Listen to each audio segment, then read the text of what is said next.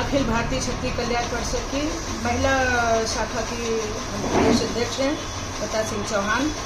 तो हमारे और वैसे तो क्षत्रियों का कार्यक्रम चल ही रहा है, आप देख रहे हैं जो मुद्दों पे तो वैसे करते करते हैं। अब आज हमारी ये विशेष लड़ाई चालू हो गई, क्षत्रियों को ऊपर टिप्पणी करके जो रामजी लाल सुमन ने किया उस पर आंदोलित तो है ही हैं।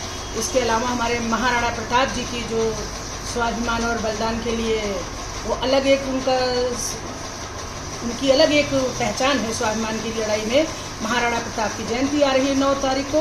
तो हमारे राष्ट्रीय अध्यक्ष हमारे परम आदरणीय बाबूजी श्री गंगा सिंह चौहान जी, हम सब लोगों मथुरा में जो भी यहाँ पदाधिकारी रह रहे हैं, जैसे प्रदेश महासचिव हैं ठाकुर पुष्प कुमार सिंह जैत में, और यदुवंशी जी हैं यहाँ पे, खेमचंद यदुवंशी जी हैं महासचिव, प्रदेश की महिला विंग की उपाध्यक्ष हैं उत्तर प्रदेश की ये डॉक्टर सीमा मोरवाल जी, इन सब लोगों को इनवाइट करने के लिए, बाकी जितने सदस्य हैं उन सबको आमंत्रित करने के लिए, क्योंकि जो 9 मई का कार्यक्रम है वो लगभग वहाँ 50,000 आदमियों की व्यवस्था है, 50,000 लोगों की भीड़ एकत्रित होने की संभावना है।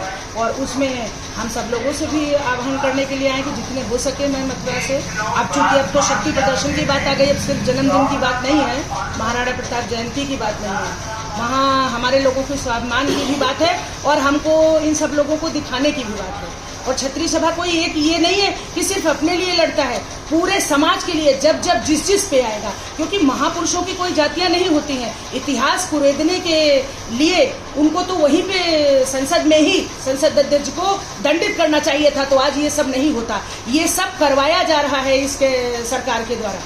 अगर ये सारे बच्चे लेके वहाँ तलवार क्यों लहराते? अगर संसद में इस चीज़ का खंडन किया जाता, वहीं पे उनको स्टॉप किया जाता कि आपने अच्छी बातें तो बोलने के लिए संसद में रोक दिया जाता है, तो ये इतनी बड़ी बात बोलने के लिए कैसे उनको अध्यक्ष ने, वहाँ के स्पीकर ने नहीं रोका? तो ये गलत चीज़ें हैं, ये सारी चीज़ें। इससे क्या हमारे युवाओं के भविष्य खराब होने की बातें हैं। अब लड़ाई की नहीं, कलम किताब देने की आवश्यकता है, लेकिन अब मजबूरी है। जब बात आ जाएगी, सिर से पानी ऊपर होगा, तो क्षत्रिय समाज चुप भी नहीं बैठेगा ना।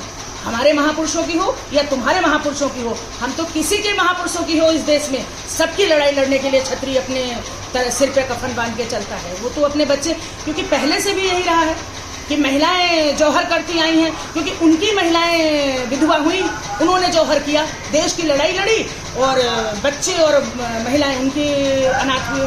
लेकिन फिर भी जो मर्जी है भाई, बोलने से खैर कोई फर्क नहीं पड़ता। आप चांद और सूरज पे थूकेंगे तो रामजी लाल सुमन जैसे हजारों आदमी भी मिलके राणा सांगा के बारे में बोलो, या महाराणा उदय प्रताप सिंह के बारे में बोलो, या पृथ्वीराज सिंह चौहान के बारे में बोलो, या मर्दानी लक्ष्मीबाई के बारे में बोलो, या दुर्गावती के बारे में बोलो, आप कुछ भी नहीं हैं। आप बोलते रहे, बोलने से तो कुछ होगा नहीं ना। जो गद्दी पे बैठता है, जो कार्य करता है, उसकी कोई जात नहीं होती है।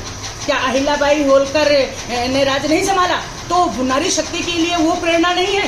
कितनी विषम परिस्थितियों में उन्होंने किया, तो उनकी कोई जात थोड़ी, उनको आप जातियों में सीमित मत करिए। आज भीमराव अंबेडकर जी की जयंती है और कौन उनको नहीं पूज रहा है, कौन उनको नहीं नमन कर रहा है? वो एक अलग चीजें हैं। आप अपने उनको जात विशेष में ना बांधे। यही हम भी अनुरोध करते हैं कि रामजी लाल सुमन के व्यक्तिगत विचार थे और व्यक्तिगत उन्होंने किसी को टिप्पणी दी है तो दंडित करने का भी अधिकार सबको उन्हीं का है। उसके लिए सारी जाति विशेष उनकी तरफ से ना लड़े, ये हाथ जोड़ के प्रार्थना है सभी लोगों से तुम्हारे चैनल के माध्यम से।